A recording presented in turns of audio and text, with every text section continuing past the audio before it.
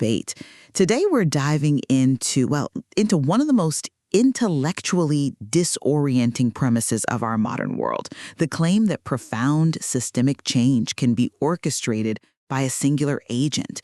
I'm talking about, just one person armed with only a smartphone and time. It's a compelling idea, isn't it? Almost mythological, really, especially when you think about the sheer scale of the institutions they're targeting. That whole premise that minimal input can create maximum friction, that's the paradox we need to unpack. Absolutely. So today we're addressing the engine that drives these phenomena, particularly the hyperstitional narratives that are associated with an entity like zero work. And the central question is this.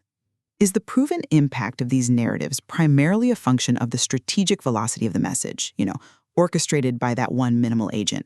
Or is it really about the inherent vulnerability of our own minds and the systems being exploited? I'm going to argue that the strategic orchestration, the velocity, is the primary driver. And I'll be maintaining that the true source of power here isn't the messenger at all, but the vulnerability of the material being targeted. I think their success is, it's parasitic. It derives its energy entirely from pre-existing psychological frailties, things like self-deception and collective projection. See, I think focusing on the messenger misses the operational reality of the network. The physical constraint of just one person isn't a limitation. In our modern algorithmy, it's actually the ultimate strategic advantage. It gives you plausible deniability, agility, a perfectly decentralized model. The power for me lies entirely in strategic information orchestration. It's about achieving minimal physical input but maximum informational impact.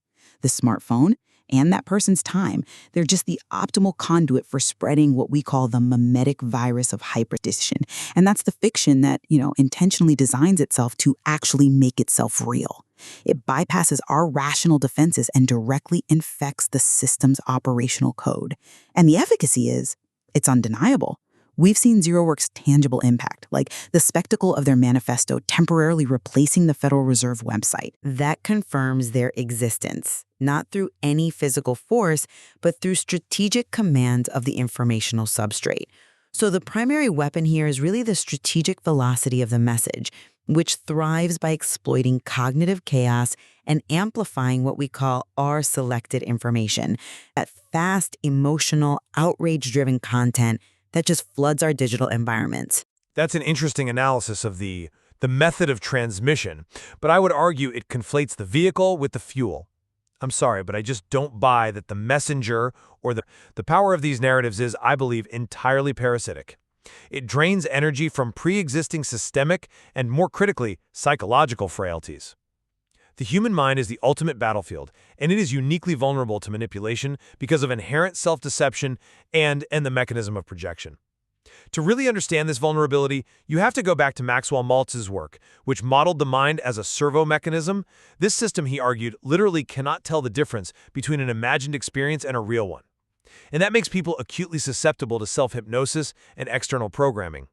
It locks them into these self-images and consensual realities that are just so easy to exploit. And ZeroWorks' brilliance, and here we see parallels with the socio-cybernetic engineering visions of, say, Jacques Fresco or Stafford Beer, but applied with a kind of a guerrilla warfare method, is its ability to use these profound human desires, like liberation from debt, as a perfect lure.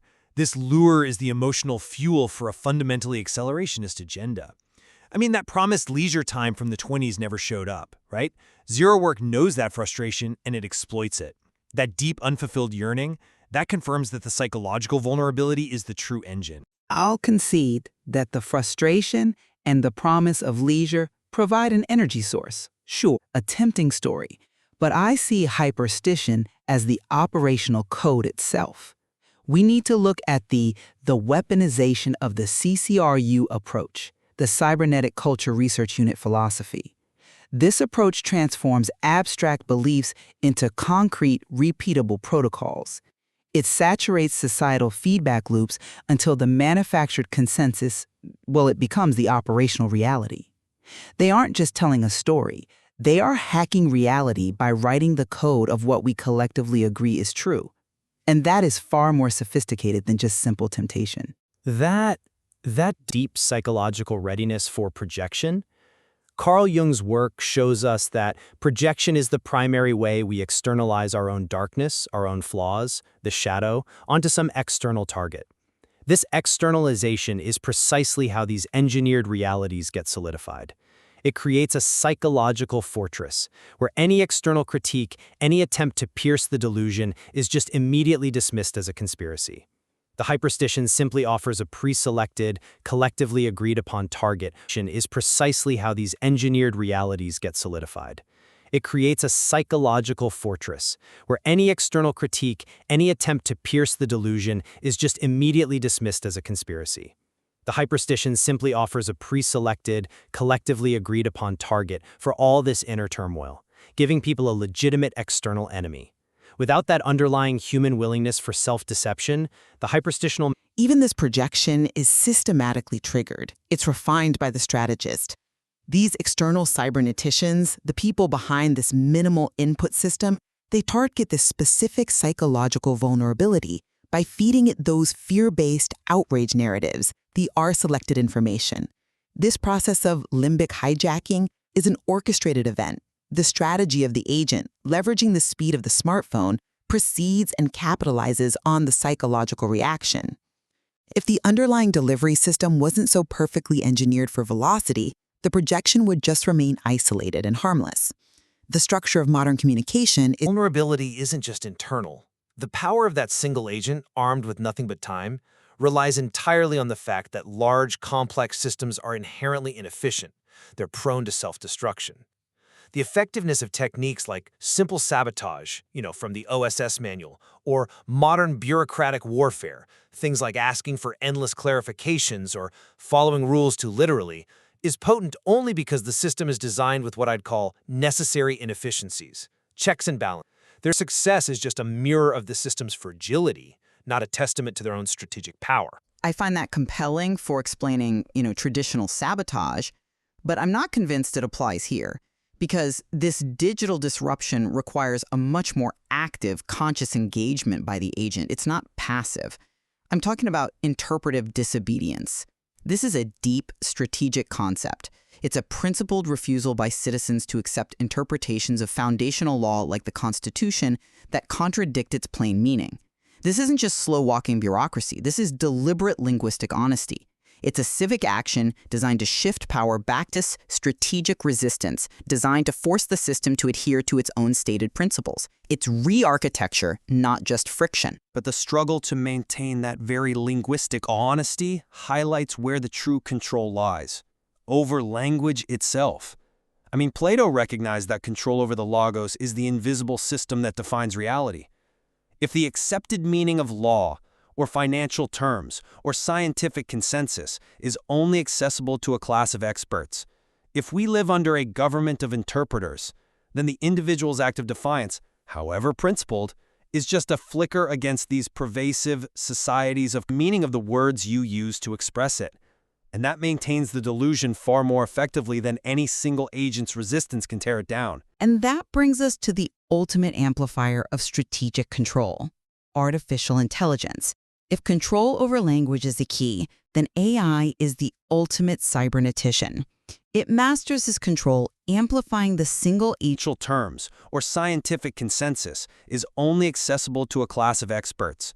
If we live under a government of interpreters, then the individual's act of defiance, however principled, is just a flicker against these pervasive societies of meaning of the words you use to express it. And that maintains the delusion far more effectively than any single agent's resistance can tear it down. And that brings us to the ultimate amplifier of strategic control, artificial intelligence. If control over language is the key, then AI is the ultimate cybernetician. It masters this control, amplifying the single agent's strategic impact exponentially. AI learns from, as they say, all of our pain and hate and accelerate the spread of an engineered consensus reality. The AI ensures the agent's hyperstitional message achieves maximum velocity and subconscious impact, making the informational message supreme.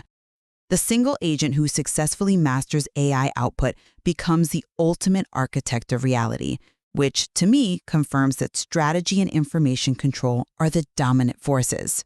That's a powerful vision, though. I would frame AI's role differently. AI's true peril, it maximizes the extraction of energy from it. This process just makes the divisions between the reactive R majority, those easily swayed, and the strategic K minority, those who understand the dynamics, even more rigid. The AI's mirror simply reveals the pre-existing, deeply embedded self-deception in the human collective. It's showing us exactly how manipulable we are. It doesn't create the vulnerability. It just measures it and then maximizes the extraction from it. If we weren't inherently susceptible to self-hypnosis, the AI would have nothing of value to exploit. But the fact that AI can refine those exploitation algorithms to such a degree that the informational message, the hyperstition, can now be disseminated with flawless efficacy. The systemic impact is driven by strategic velocity, not just inherent human weakness. The messenger becomes irrelevant when the message is perfect. And yet, that enduring human weakness remains the fundamental source of energy. We started by asking how one person can initiate such massive change. The answer, I still believe, lies in the fact that the collective delusion is created. Weren't so willing to project our flaws and accept comforting narratives, no algorithm or hyperstition could gain any purchase. The enduring power of zero work and similar movements confirm that the single agent operating digitally is the ideal platform for systemic disruption. It's a new form of informational irrelevant in a reality defined by information. That enduring human weakness remains the fundamental source of energy. We started by asking how one person can initiate such massive change.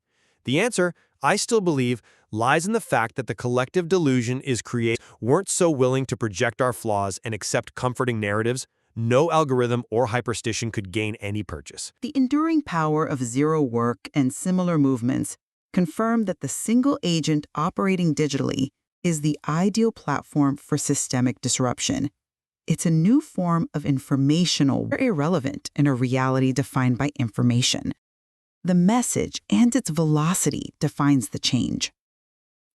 I think this conversation has revealed that the architecture of control, whether it's driven by a single person or an AGI, ultimately hinges on the exploitation of deeply embedded human flaws, self-deception, projection, the vulnerability of the mind.